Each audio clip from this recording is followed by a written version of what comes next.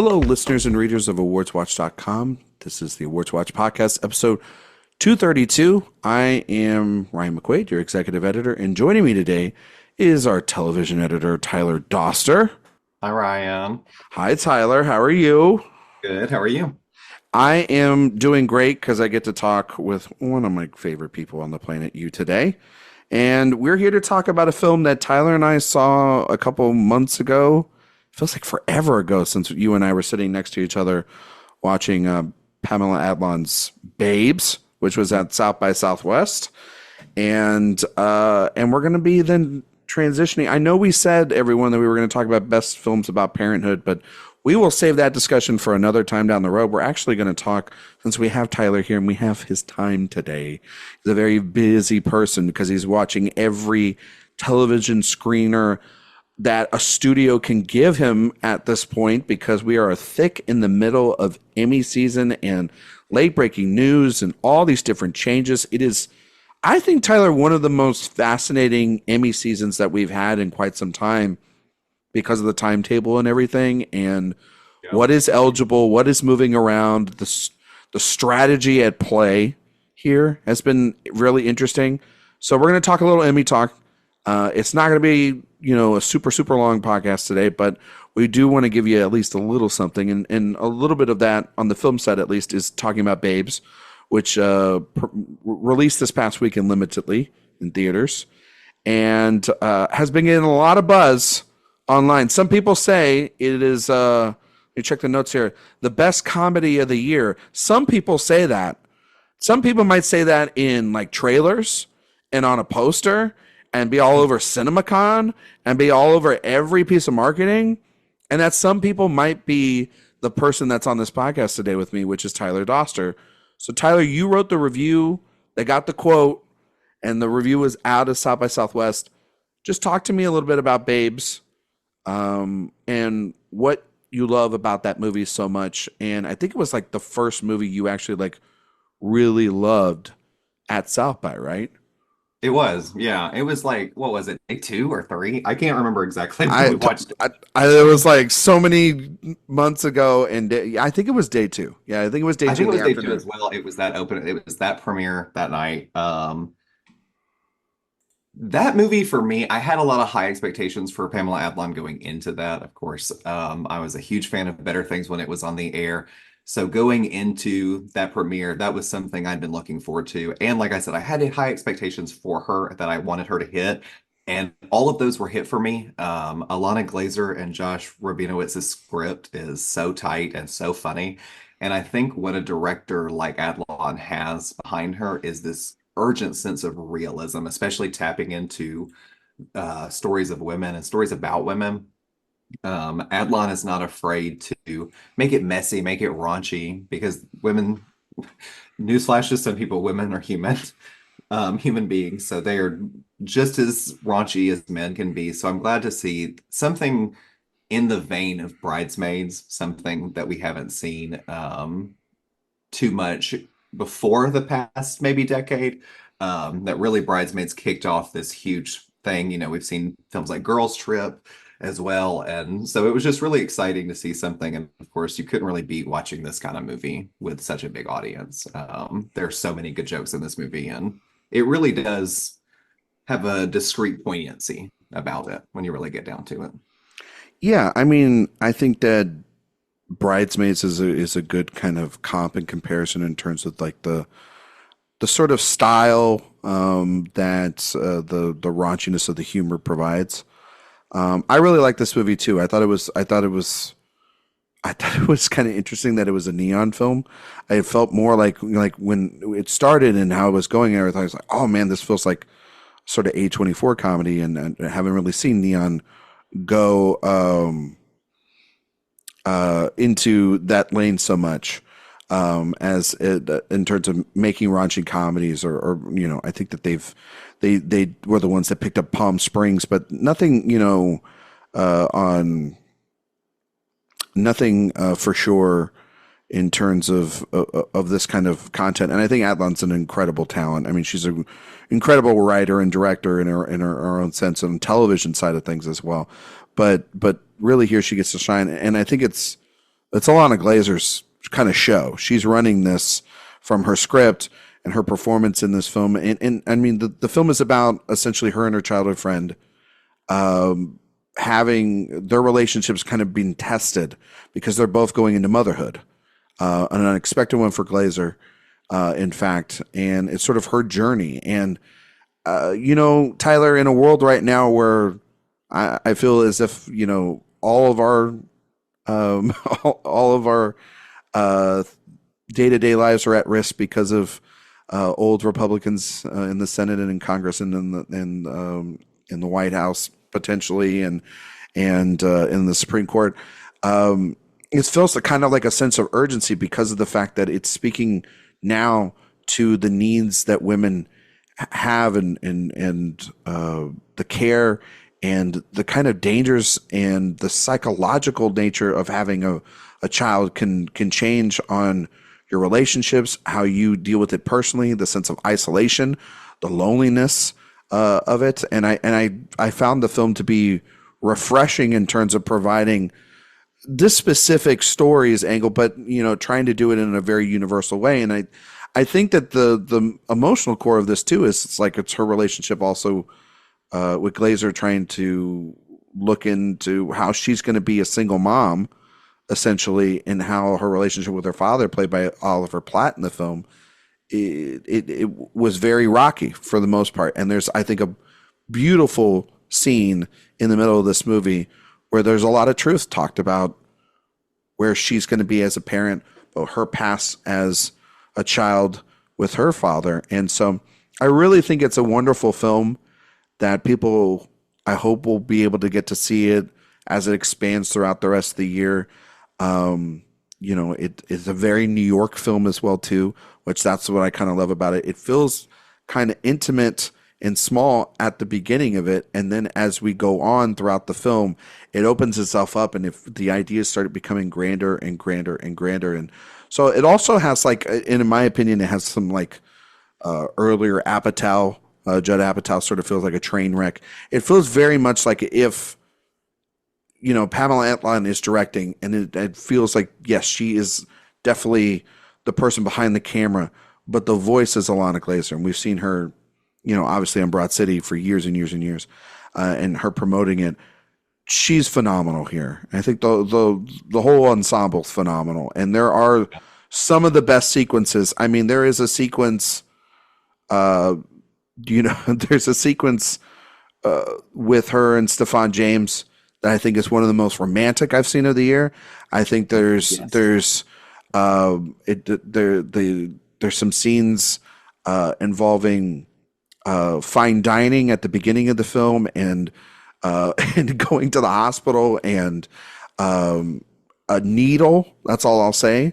That are some of the best visual gags that you're going to see in the theater. It's kind of hard to really dive too much more into it because I don't want to spoil a lot of these jokes because it still hasn't gone out into full theatrical window for everybody, but it is limited this weekend, and we do want to recommend everybody go and check it out. And then when you're done seeing the film, go over to awardswatch.com and read Tyler's review, which I thought was fantastic. I was able to get eyes on that during the fest. And, it's not every day you get to pat yourself on the back that your first kind of festival review, or one of your first festival reviews gets pull quoted to death. But we're so proud of you, Tyler, for having that out there for such a great film too. You know what I mean? Yeah. Sometimes, man, I'll tell you, they just butcher the hell out of these quotes. And then you end up on them and you're like, I don't know how did I even write that? You know what I mean? And you're like, Or like, this movie's amazing. But this one is one to really champion. And so, and if you see it in theaters or if you see the trailer still in theaters, you should tag, what's your Twitter tag, Tyler? Tyler M. Doster. Tyler M. Doster. Go and tag him and just be like, bitch, I saw you. I know where you were at.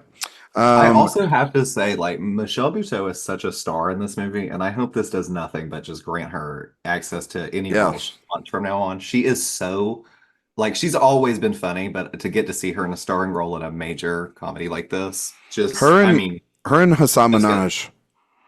have impeccable The chemistry. Like the just best on-screen couple.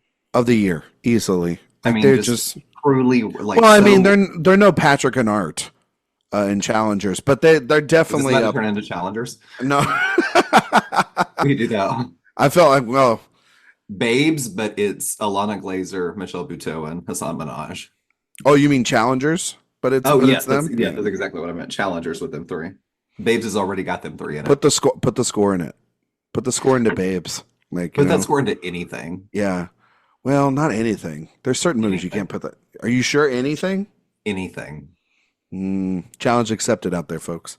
I was going to say, beat me a movie, and I'll tell you exactly where the Brutalizer song can go. I'll find a place for it. Don't play with me. Babes Actually, I can tell you in Babes, you guys have seen in the trailer where she's crawling to the restaurant. Put the song "The Signal" over that while she's crawling. there you go. There it is. Tyler just did it. He did it for all of you. Babes is in theaters now. Go check it out. Read Tyler's review. It's up on the website at awardswatch.com. All right, Emmy talk. Usually I'm not the one that's carrying the Emmy talk. It's usually Erik. But I you know what? Tyler's going to be very proud of me. I've been watching TV. What have you been watching, Ryan? Tell me. I watched Shōgun. I thought it was incredible. I watched Hacks. Tyler knows I watched all of Hacks.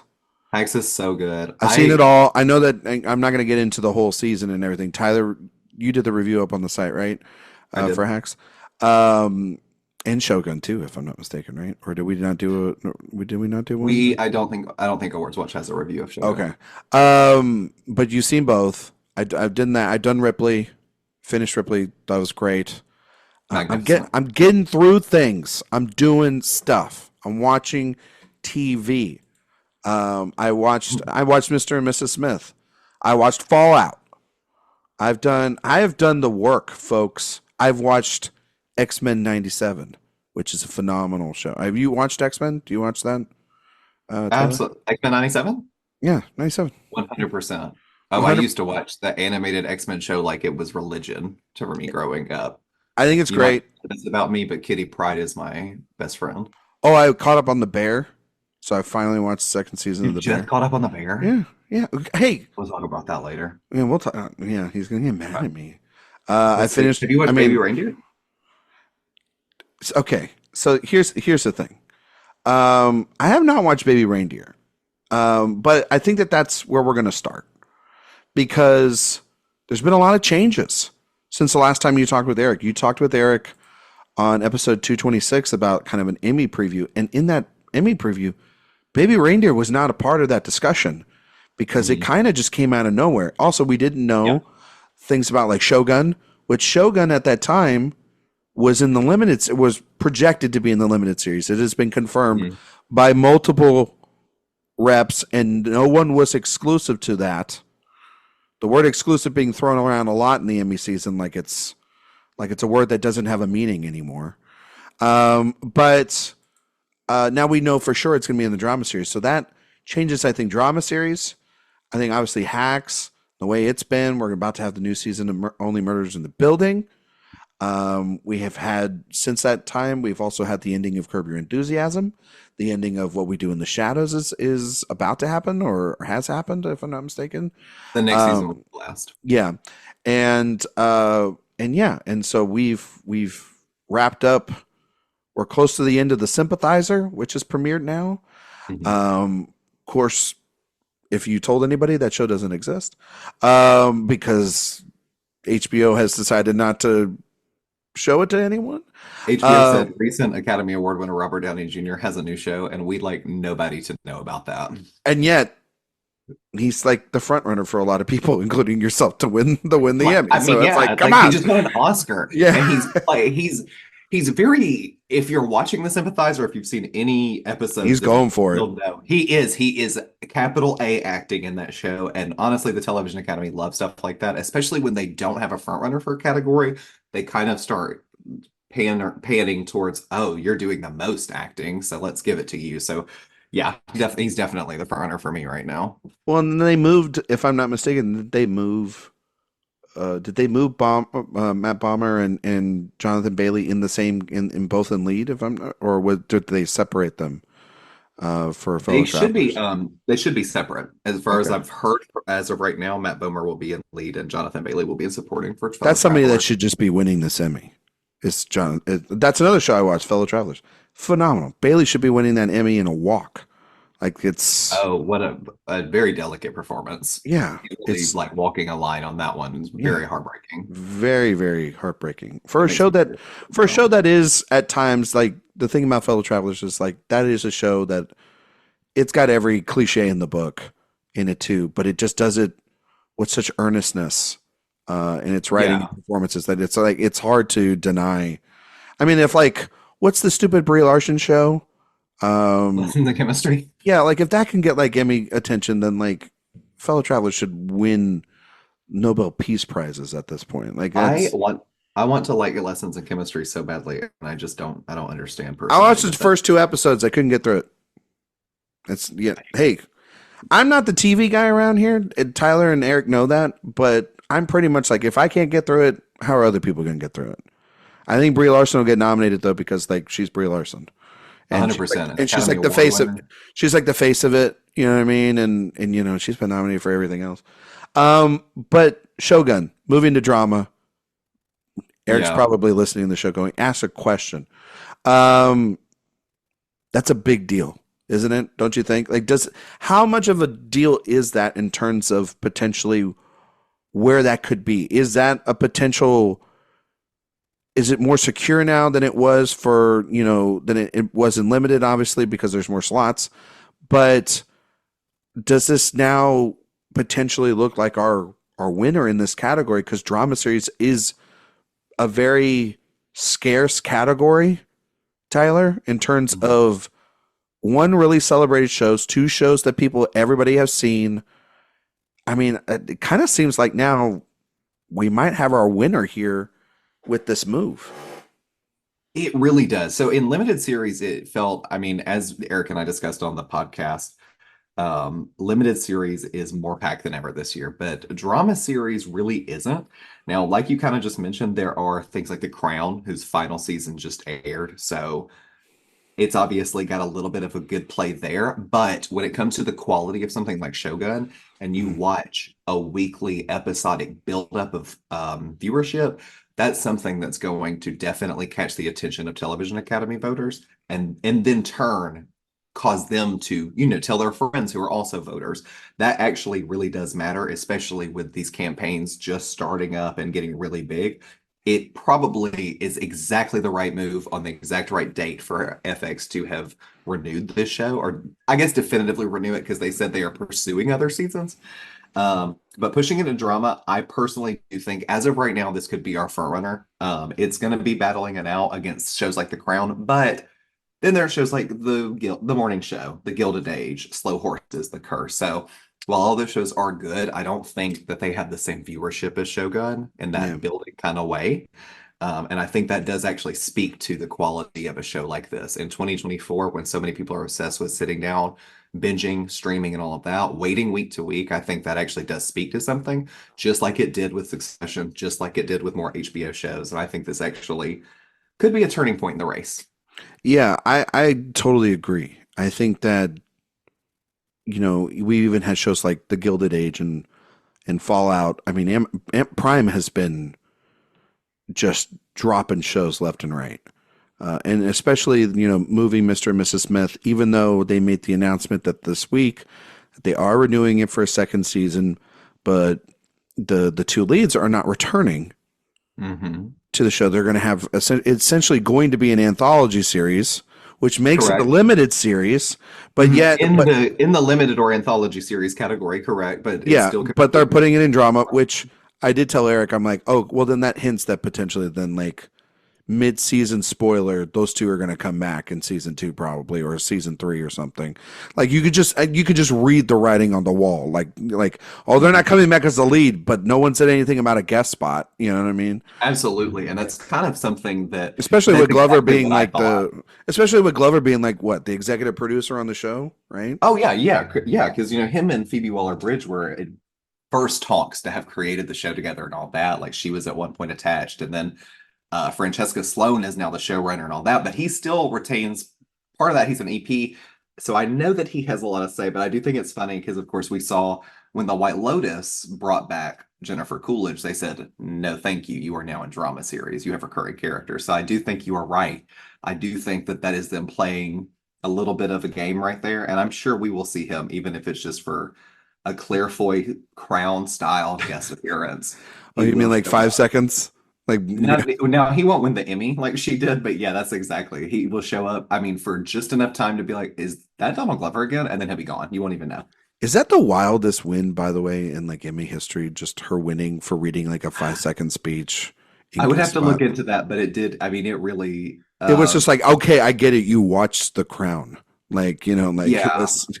I wish there would have been a live camera on my mouth just dropping open when she won that because I was My eyes rolled to the back of my skull when that happened. It it was. gaslit me into believing that I wasn't remembering her having more scenes. I was like, there's no way they awarded her this.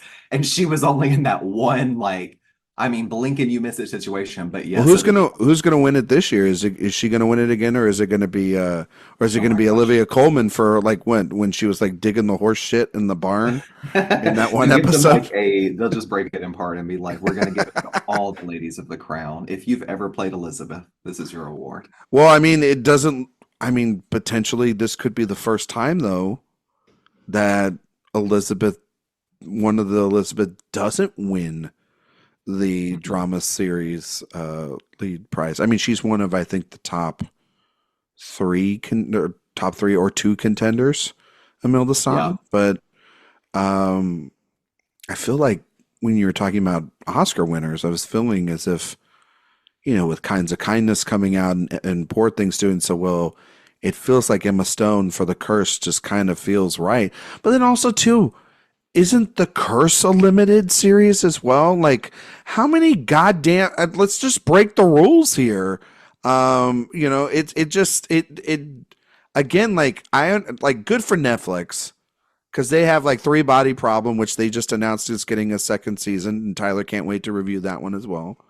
And they have The Crown, but they seem to be the only one that understands what a real drama series is as opposed to Yeah. a limited series. I mean, like talk a little bit about Tyler, just your overall feelings about how studios are handling this calculated wise in terms of placements, and do you feel like it's you? I guess the moral question is, do you feel it's right to be doing this, or are they setting bad precedents that could be potentially have to be looked into and for future years, or is this just an anomaly?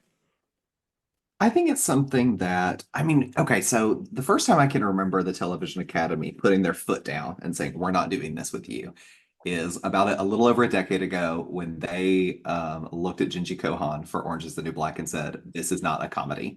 We are moving this into drama. So I think it is funny when they decide to assert their authority over who does what. I do think they have the opportunity to do something super hilarious, which is force these shows to go into the categories they belong into, including The Curse, which I think that is so strange that's going to drama. I think, just like you said, that's a calculated move because that show, I think, underperformed in terms of what they thought it could do, knowing Nathan Fielder had created it, having Benny Safdie and Emma Stone both in it. So I think pushing that into drama is their hope that it could score some major wins and nominations. I cannot lie to you. I think it is hilarious to think about Emma Stone going toe to toe with Jennifer Aniston from The Morning Show. That doesn't even make sense to me, What but that is a actually cuckoo brain show the morning show is. it's this year's Emmys are worms for brains situations. Oh, so Like you're saying this is the RFK Jr. of Emmy seasons? You brought it up. pretty much. Pretty much. All right. Pretty much. So in terms of it's I do appreciate that I'm sure now we will see with Shogun's renewal, FX said, okay, we're gonna do drama. We're not gonna try to push it. We're not gonna act like this is not what's happening. So I do think in terms of that, that's good. It is frustrating to see things like The Curse and drama because I feel like that's a move to try to get Emma Stone an Emmy for leading actress in my opinion. And now, which I will say, I think she now has very steep competition. I've been thinking about it all weekend, in terms of FX's move of Shōgun to drama. And I think that Anna Sawai from the show is really going to be giving her a run for her money on this Emmy. I think, to be honest, Emma Stone's propulsion towards the Emmy was coming straight off of that second Academy Award win, but I think Anna Sawai actually has the not only quality of performance, but now, like I had mentioned before, the viewership of the show is increasing still. People are still getting into it, and more people are talking about her. And that's not something people can say for The Curse, because that's not what happened with that show. Yeah. That show just, Nathan Fielder's work has been kind of, completely absent from a lot of the Emmys of the past. And it's such it has been, all these shows are really benefiting from the fact that a lot of great drama series aren't going to be eligible. Like, I know we are having the new House of Dragons come out soon, but it will not be eligible for this run. The Last of Us will premiere supposedly what HBO, the Max team, whoever the hell running that damn place, Warner Brothers, said that in the first quarter of 2025 is when we're supposed to get that series. And those are big players in this as well, in Stranger Things, obviously, that'll be it on its final. I know you're giving me the eye rolls, but when has it not been nominated in Things season 4 that included 4 full-length movies in it that could each be in television movies? Listen, those shows are still going on right now. They're long as hell. Okay, but it'll be a factor going forward, But and then, obviously having, this is an Emmy season also affected a lot by the strikes. So this is what you're going to get. So everybody's kind of moving back and forth. And I think it will, like you're saying, Tyler, it's going to be really interesting seeing going forward, potentially, the ramifications of if certain shows do decide to continue or not. Because like comedy, it seems like it's fine. Like we can talk about comedy here in a second. That category is fine. Obviously limited series, but drama is a wasteland. Like if there was a comparison, this is definitely like a Furiosa Mad Max sort of wasteland of categories. Because like looking at your rankings, I'm just looking at these, and those are at awardswatch.com. And this was earlier, I believe, this past week when the Shōgun news was announced. The top 7 that you have right now are The Crown, The Gilded Age, Fallout, Shōgun, Mr. and Mrs. Smith, Three Body Problem, and The Curse. Your alternates are absolutely unhinged. Hijack, Law and Order SVU, which has never been nominated before, or if they hasn't, NBC is pushing so hard. They're pushing it so because it's like an anniversary year too for it or something like that as well. It is, yeah. Loki season 2, which I honestly think that low key kind of keep an eye out for it, like Slow Horses. Agreed. Which is another thing that, like, hey, Apple, that's an actual drama series that could be their chance to get that in there. And then Tokyo Vice, which is a show that I love and a lot of people love because I love the adjacent work of Michael Mann, and it's had a really strong second season, but like again, is that going to get in? I don't know. But like the alternatives are very far and in between.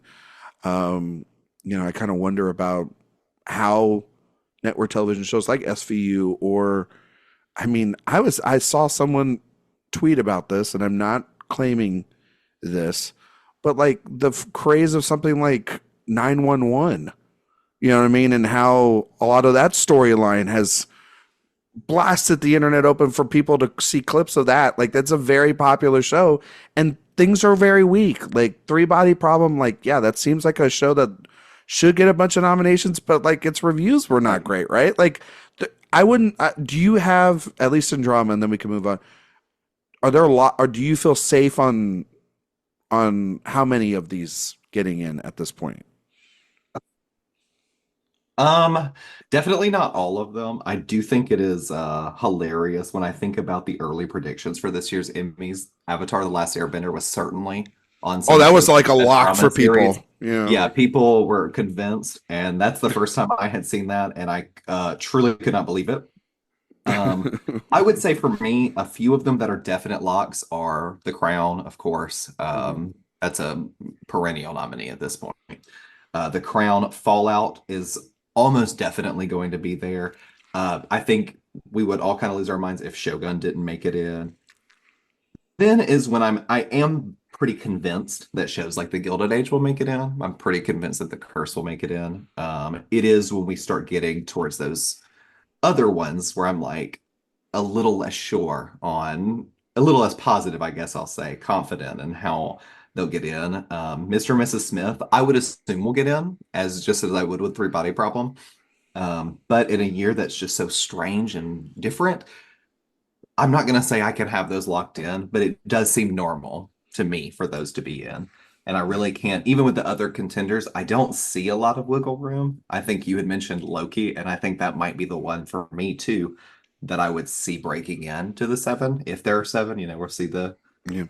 what happens. But I think that one or like Slow Horses would be the ones to be able to break in. And if I guess out of the weakest link for all of them might be for me, The Curse, actually, if I'm really thinking about it.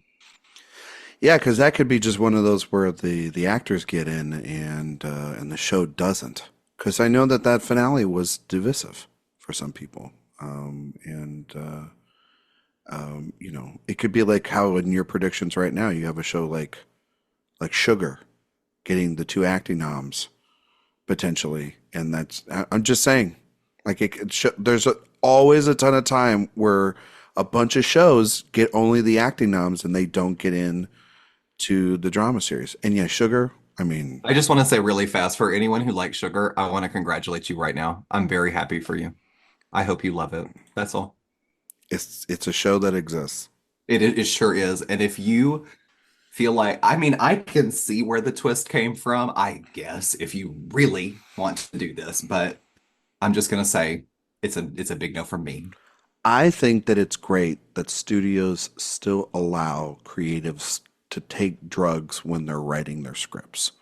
That's beautiful. I think, and I feel like they're funding it, especially Apple, because good Lord, that twist is. I'm not going to spoil it for anyone because clearly the trades have done a good job enough of spoiling that. 100%. AwardsWatch.com, we don't do that. No, we're not doing that. But choices were made. Yes. For sure. Yes, it's and now Colin Farrell is, I mean, the charisma is off the screen. It's crazy, but that you can't save it. In my opinion, you just cannot do it. But that's a whole other basket of shit. Yeah. Well, I know Jake Gyllenhaal has that new Presumed Innocent show coming out. Is that going to be able to is that contending before the deadline, or the deadline's already passed? No, it'll be next year. No, the deadline is on May 31st, but I don't think 31st. Presumed Innocent comes out till June. Okay, yeah, that's what I kind of figured. That's going to be in next month. Yeah. Apple loves announcing their stuff super early. That way, as far in advance as humanly possible, you'll have time to sit down and watch their TV show.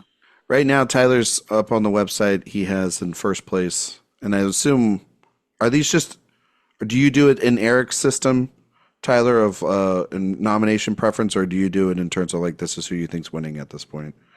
For me, what I've kind of been doing is, while I do think more towards the top has the most likelihood to win, I'm ranking them in terms of nominations right now. Solely no nominations. I do like seeing that Walton Goggins is top of your best actor list because I think. Well, Walton Goggins deserves an honorary Emmy for being Walton Goggins. Yeah, he's never failed me. He's phenomenal. And truthfully, he's phenomenal. So good. He doesn't even have a nose. No. Baltimore, who? We have a new no-nose bitch around. But I also do find it funny that like we make fun of the morning show, but it's probably going to win an Emmy for Billy Crudup. Please stop. It's going to definitely, me and Erik have spoken about this at length. It is going to almost, I'm so sorry to our listeners. I am positive it's going to get like 24, 25 nominations. I'm devastated to tell you guys this. It's a trash show. It needs to stop being made. But it's like Apple's biggest hit though. The morning show finds new ways every season to send Reese Witherspoon into the most nuts situations you've ever heard of in your life, including now she has been to space. But you got the show, like you're saying, it's got like three, potentially four supporting actress nominees. Yep. The Gilded Age could dominate that category as well too, with a couple.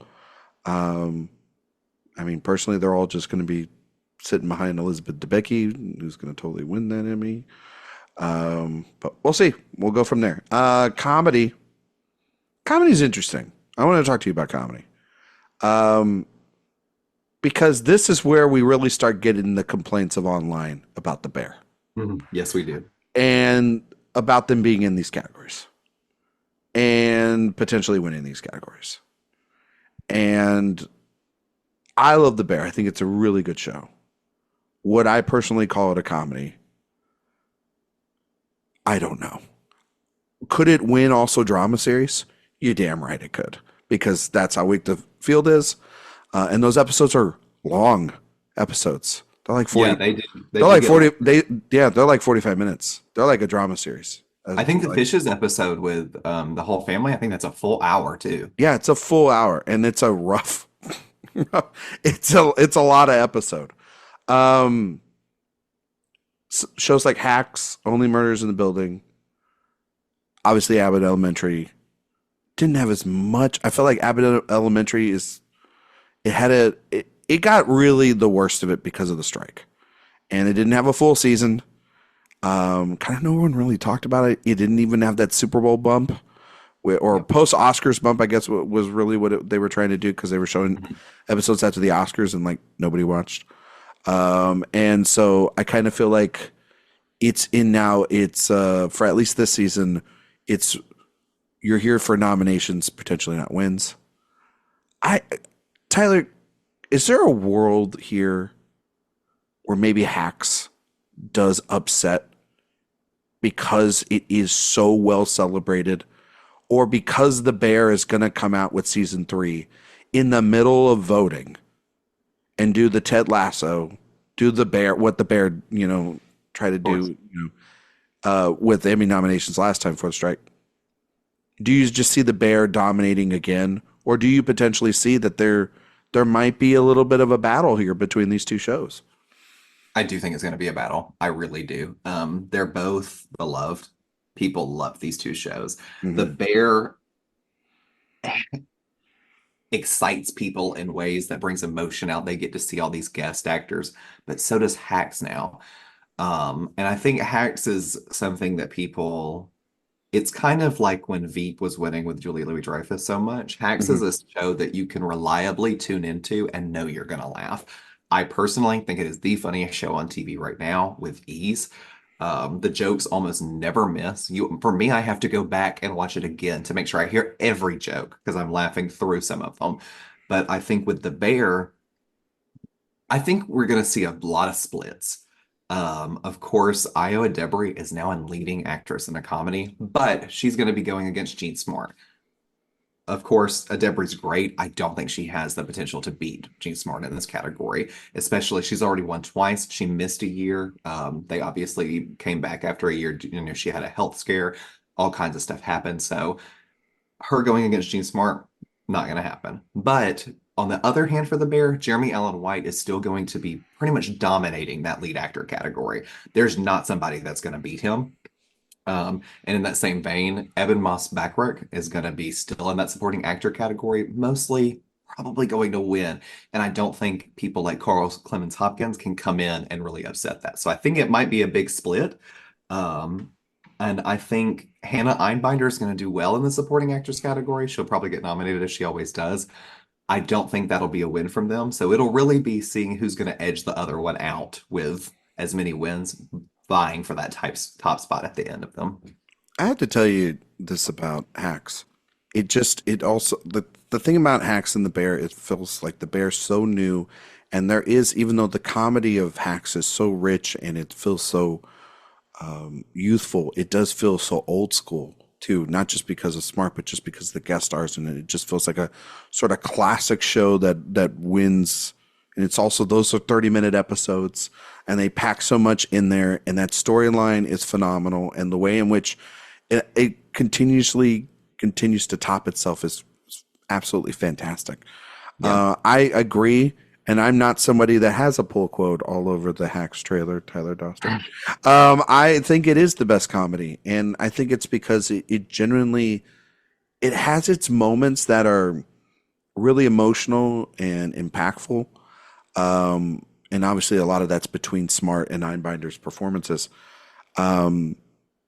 There's some stuff maybe with, Meg Sattler and some of the other supporting characters I could do less with and spend more time with Gene and with Anna on the show. But that's that's sort of like little nitpicks on a pretty perfect season 3 that kind of continued after 2 perfect first seasons of television. And I know The Bear is like sort of one of those like undeniable things, but also I know a lot of people don't think that second season is a comedy.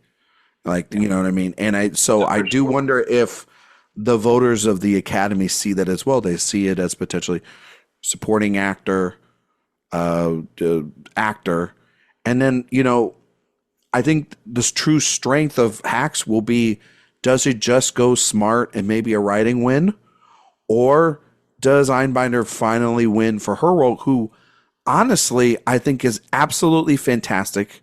She's more of a true supporting character in this season. This really is Gene Smart being the lead, as opposed to the other seasons where that's been category fraud through and through. I do think that this is more focused on Smart because of what Deborah's kind of going for and trying to strive for. It very much is focused, centered on her goals.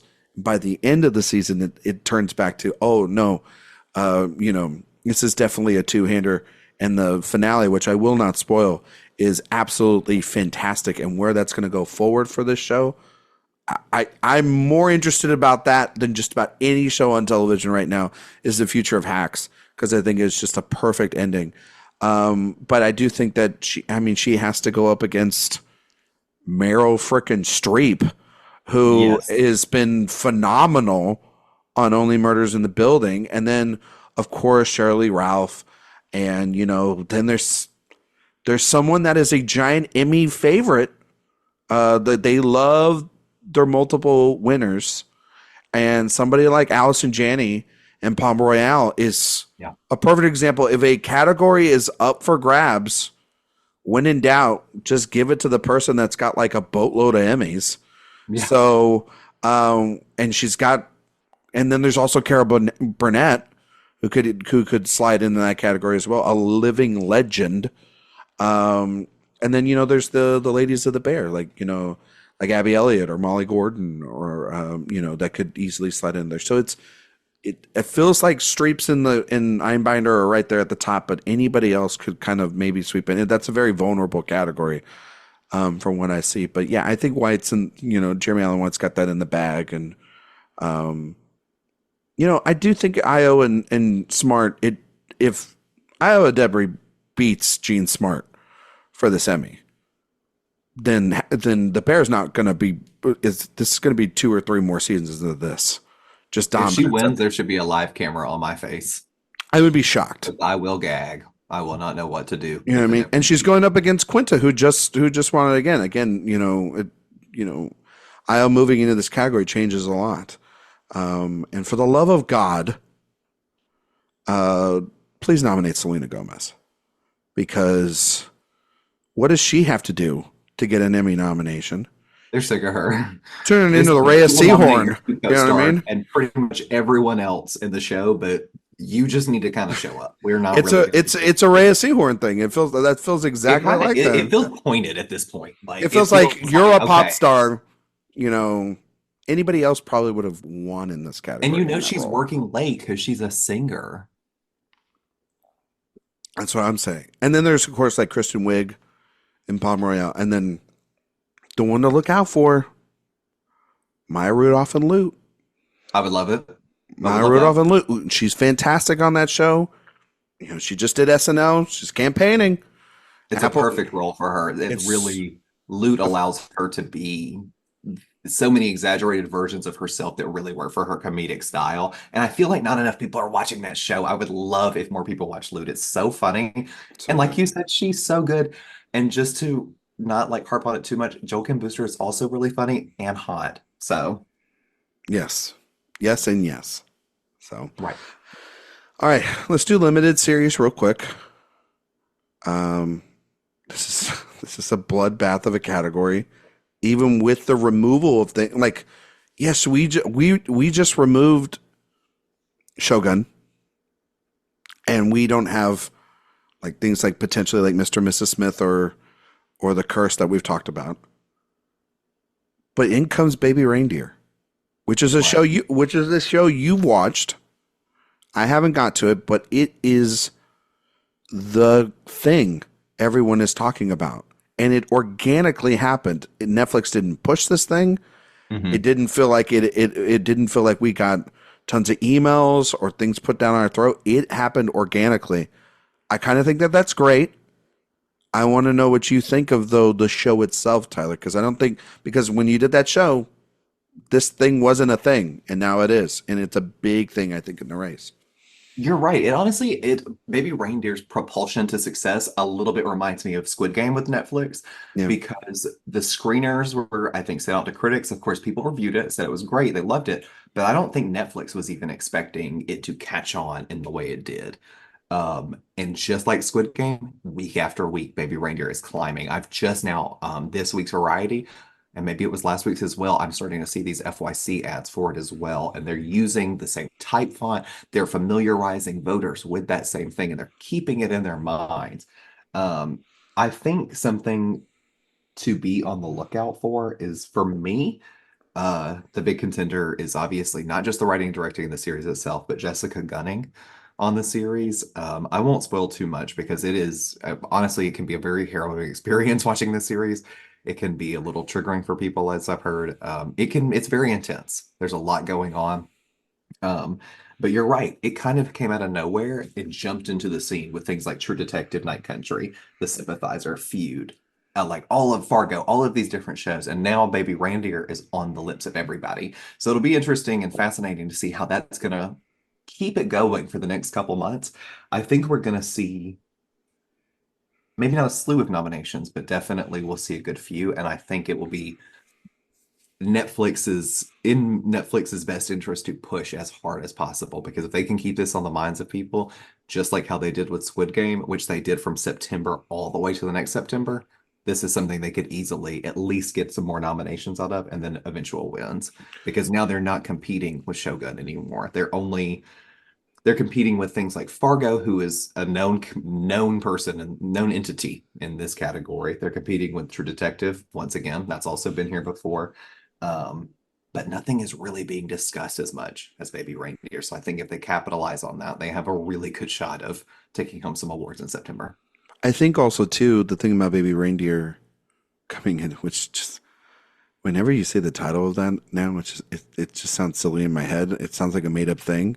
And I remember texting you guys in our group chat, in our editor group chat, going like, "Have you guys even heard about this?" And you're like, you hadn't seen it, Erik hadn't seen it, I hadn't seen it, Sophia hadn't seen it, and we were just talking about like, what is this thing? And I've heard it just a lot. I don't know if I will get to it just because like I don't know if it's only like what 6 episodes or something. Yeah, 7 episodes, but I heard it is a lot to get through. it And it's is. an interesting conversation piece for sure. But I like to look at it through the other perspectives of this race, which is just like you take a massive project like Shōgun out of here, which was going to just engulf the categories with nominations, right? Now you're like, oh, okay, all those shows. Like I'm thinking of like Fellow Travelers. I'm thinking of The Sympathizer. I'm thinking of Ripley. I'm thinking of Expats. I'm thinking of Lessons in Chemistry. I'm thinking of Feud. All these shows that are like sitting around the edge of getting nominated in that category, and potentially being 2 things to get in there because I think like the 5th spot is kind of open. And Baby Reindeer just comes out of nowhere with no campaigning, no FYC, no giant pushes for interviews. I mean, we've talked to a lot of these creatives, or are going to have a lot of interviews on the website for these limited series, and this thing just built off the back of good word of mouth. And yeah, I mean, like Night Country, which I thought was really a really strong, interesting season of True Detective. I think that'll be in, and I think Fargo.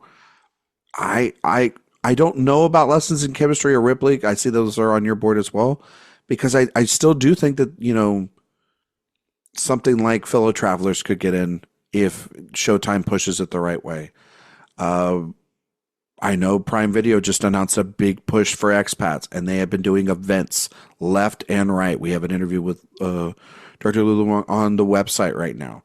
FX is notorious for this category. They are like HBO.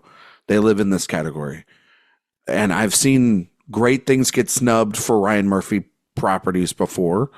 So I can't discount that. I don't know if the Sympathizer is going to hold on or not to that either, but it remains to be seen. Lessons in Chemistry, though, is Apple's really only play here. They have Brie Larson. They're doing pop-up events. Like, it just seems about right too. But honestly, I hate saying this, but I just, unless something between the voting and the nominations happen, because this story is evolving with Baby Reindeer too, Tyler. There, the lady, Sure. the lady is coming out, whether even that is the real lady or not. She's having interviews and she's trying to tell her side of the story.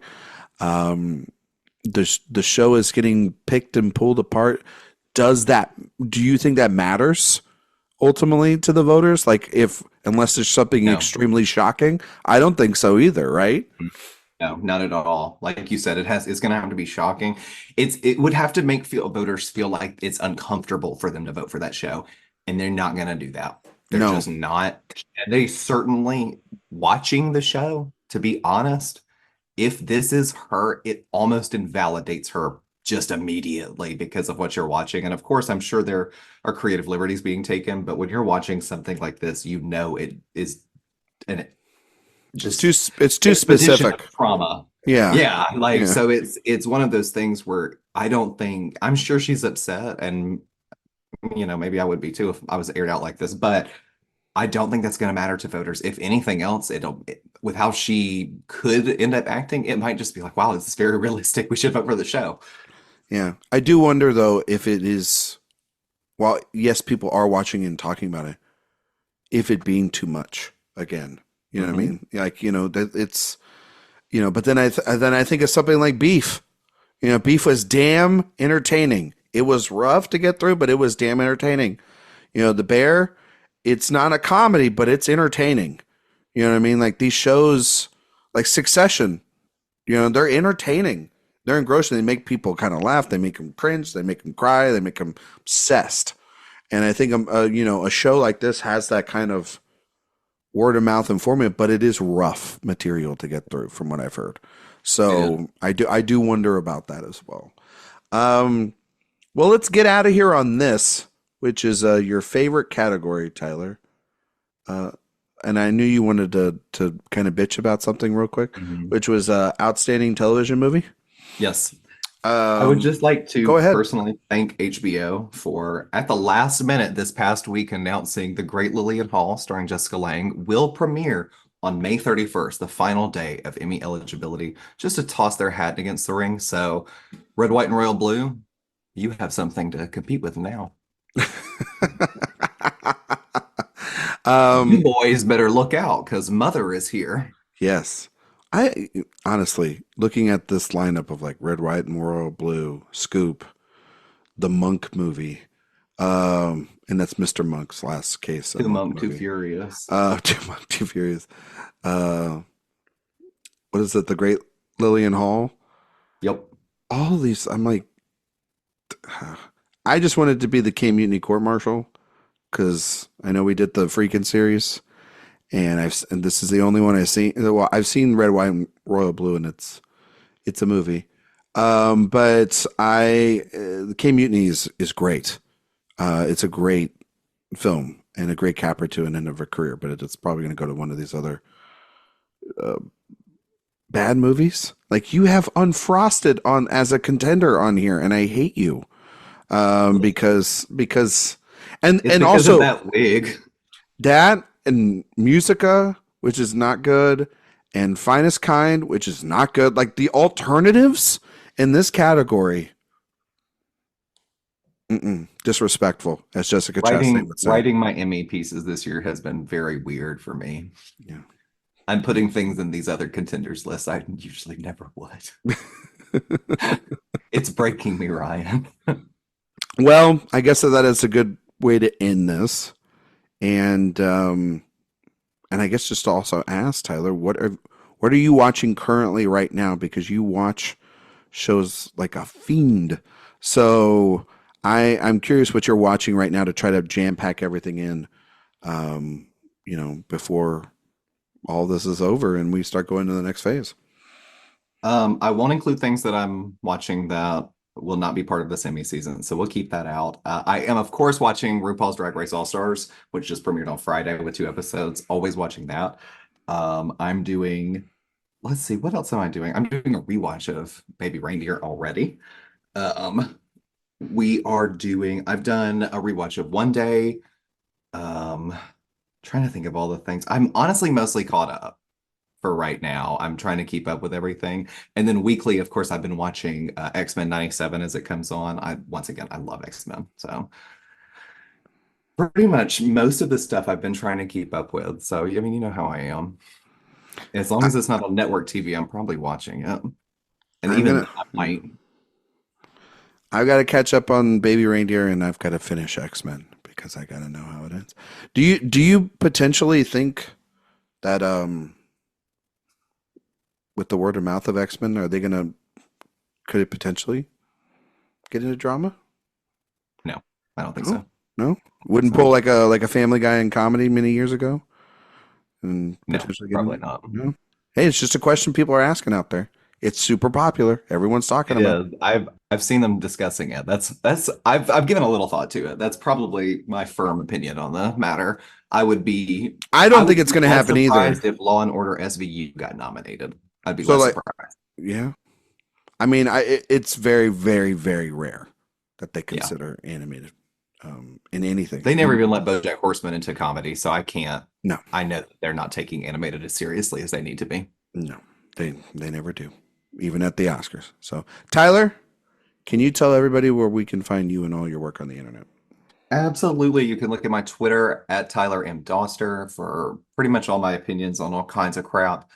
And then all of my reviews, recaps, interviews, and Emmy predictions are up at awardswatch.com. We have Emmy predictions going up, updated every single week towards nominations. And then once we get that out of the way, we'll, of course, move into winners. And we've got a team of writers doing all these interviews. And then I have several coming up that I'm very proud to share. So I'm excited to share those with you. Go check out all of Tyler's stuff. It's fantastic as always. And love for you to support my friend's work. You can find me on Twitter, Instagram, Letterboxd, Ryan McQuade 77. You can find all my work here at awardswatch.com. You can go and read my latest review of the movie that's coming out next weekend, which is Mad Max Saga. It's Furiosa, Mad Max Saga. See, I almost called it Mad Max Furiosa. I've been saying that way too much around the house and brought it almost to a podcast. And you can also check out the new episode of Director Watch that released last week. That was about Priscilla. It was the end of our Sofia Coppola movie series. This week, we start our new movie series, which is about the films of Tony Scott. And we are covering the film The Hunger. And our guest is our good friend and contributor to Awards Watch, Josh Parham. And it was a fun episode. Can't wait for you all to listen to that. That'll be dropping on Thursday because this drops every Monday. 5 stars on iTunes and Spotify. Greatly appreciate that. While you're over on the website, if you could, go sign up to the newsletter. That's where the best place to get all of our news, reviews, and interviews all in one place sent to you. And next week, we will be back and we will be talking about said Furiosa. We might have a little bit of discussion about all the stuff going on at the Cannes Film Festival. But then, Tyler, it's that time of the year. It will be our first time looking at the 2024-2025 Oscar season next week. And I'm not ready for it, and I don't like it, but Erik said we had to. So thank you all so much for listening, and we'll see you all next time.